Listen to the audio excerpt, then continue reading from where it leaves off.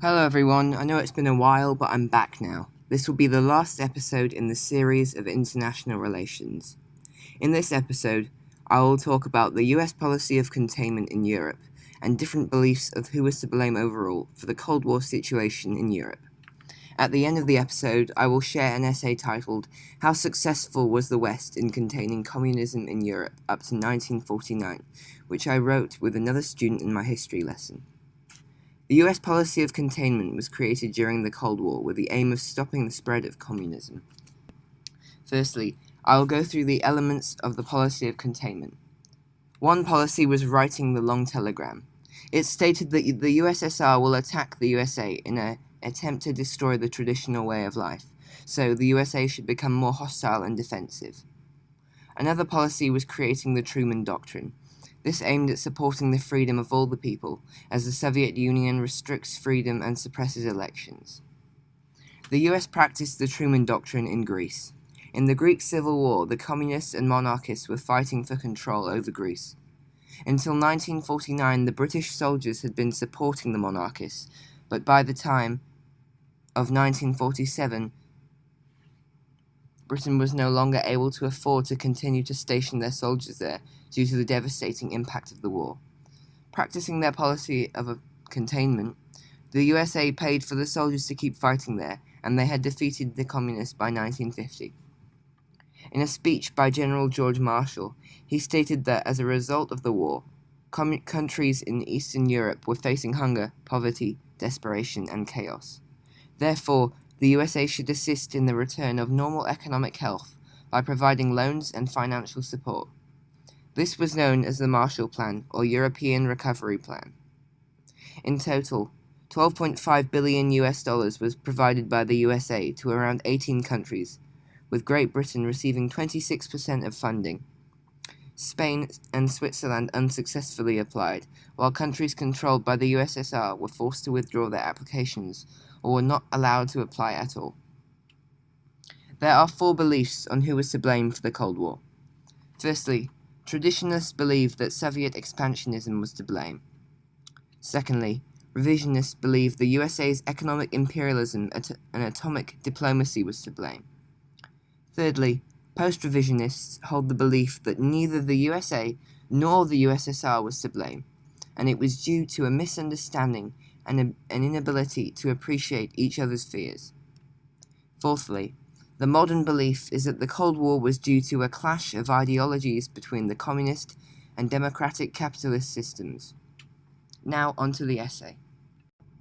How successful was the West in containing communism in Europe up to 1949? On the one hand, the West was successful in containing communism in Europe up to 1949. Firstly, the Berlin blockade showed that capitalism was stronger. This is because Britain, France, and the USA were able to supply their portion of Berlin so that they weren't taken over by the Soviets. Also, they joined zones and introduced a new currency which was supposedly better than the communist currency. This showed that the capitalist economy is better as it is stronger than the communist economy. Secondly, one may argue with the fact that the Truman Doctrine was introduced that the West did contain communism to a large extent.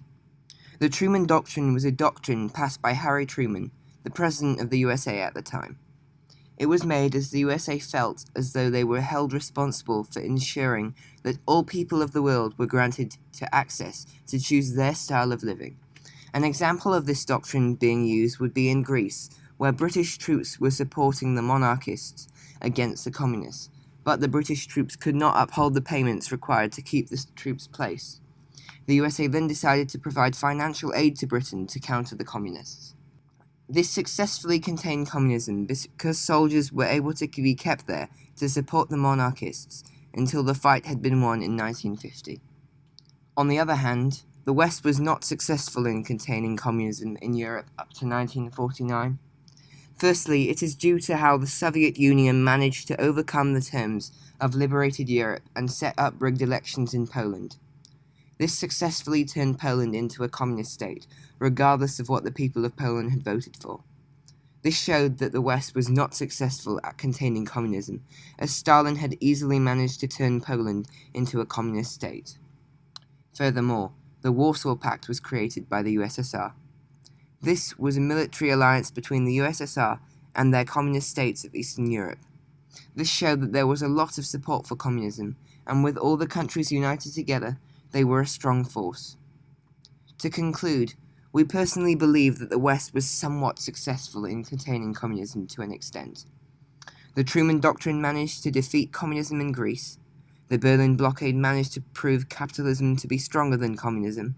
However, on the other hand, one may argue that the West was not as successful because they failed to prevent Stalin from turning Poland into a communist state, while they also failed to prevent the alliance between the communist states of Eastern Europe. To end this episode, I would like to give a big thank you to those who have supported me, as the podcast has recently hit 1,000 total plays. I do hope that this podcast is interesting for you and gives you a good deal of information.